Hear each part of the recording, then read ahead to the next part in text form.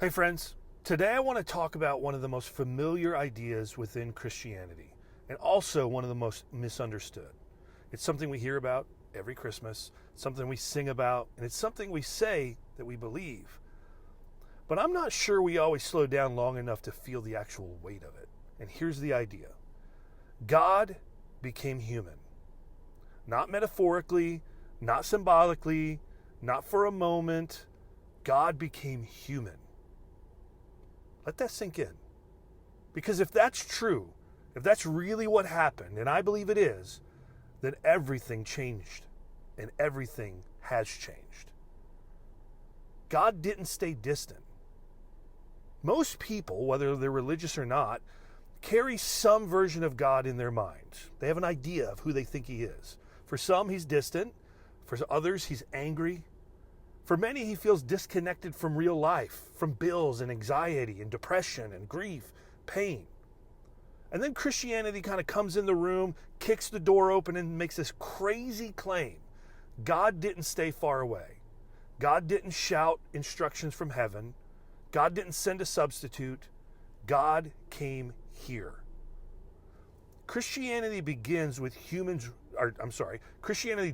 begin with humans reaching up to God. It begins with God moving toward humanity.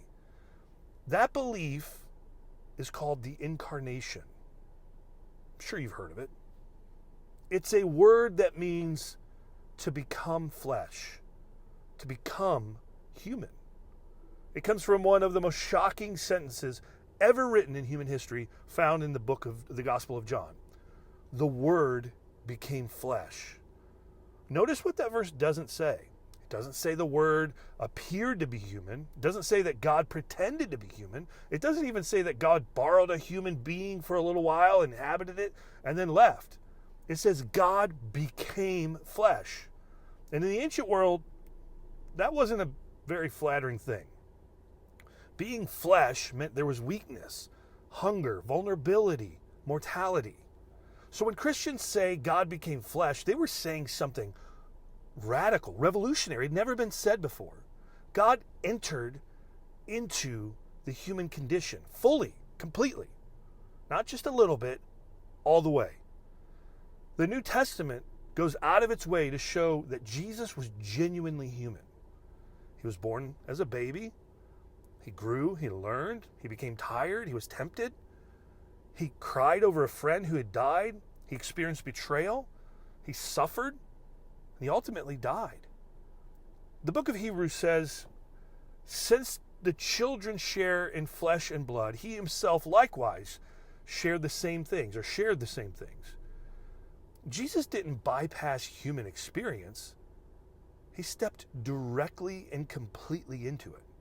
And that matters because it means God knows human life from the inside.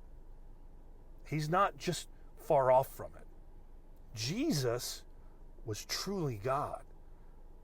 The apostles speak about this, and the way they spoke about it was scandalous. They say that God became a human, that the very man Jesus existed before all things.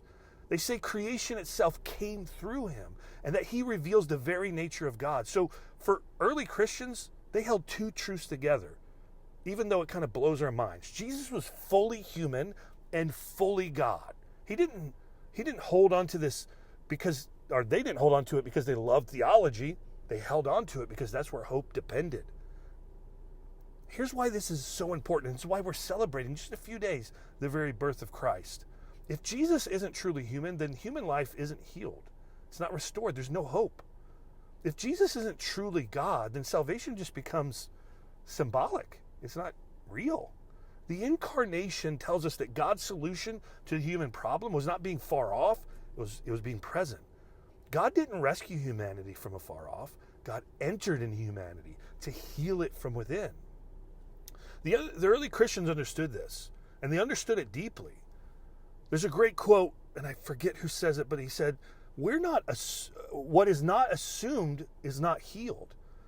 In other words, if God didn't truly take on our humanity, then our humanity remains broken. There's another great quote: that says God became human so that humans might share in God's life. That doesn't mean we become gods. It means humanity is restored to communion with God, healed, renewed, brought back to life, raised again. We've been raised with Christ. Here's one of the most important implications of the Incarnation. If God became human, then human life has value, immeasurable value. Human dignity isn't based on intelligence or productivity or strength or independence or wealth. It's grounded in this truth. God became a human. That means bodies matter. That means the poor matter. That means the unborn matter, and the disabled and the elderly and the suffering. These all matter. Christian ethics don't float in the air. They grow directly out of the Incarnation. One of the hardest questions people ask in relations to this is, okay, Sean, where is God when it hurts? Where is God when I'm suffering? And Christianity doesn't answer this with explanations. God doesn't watch suffering from a distance, from a safe distance at that. God experienced it.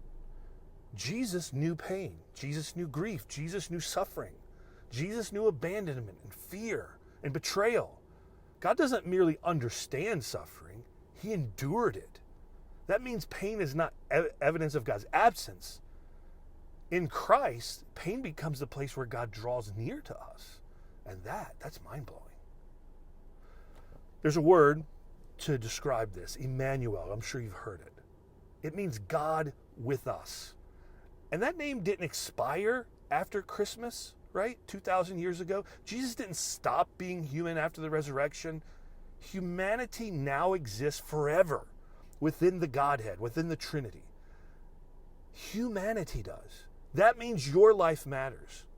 Your body matters. The suffering you've experienced matters. Your hope can be real, and it is real. Christianity's boldest claim isn't that God rules from heaven. It's that God came here, and he's still with us. So, when we celebrate the birth of Christ in the next few days, remember that. Think about that. Ponder on that. Because God isn't just with us. He's with you.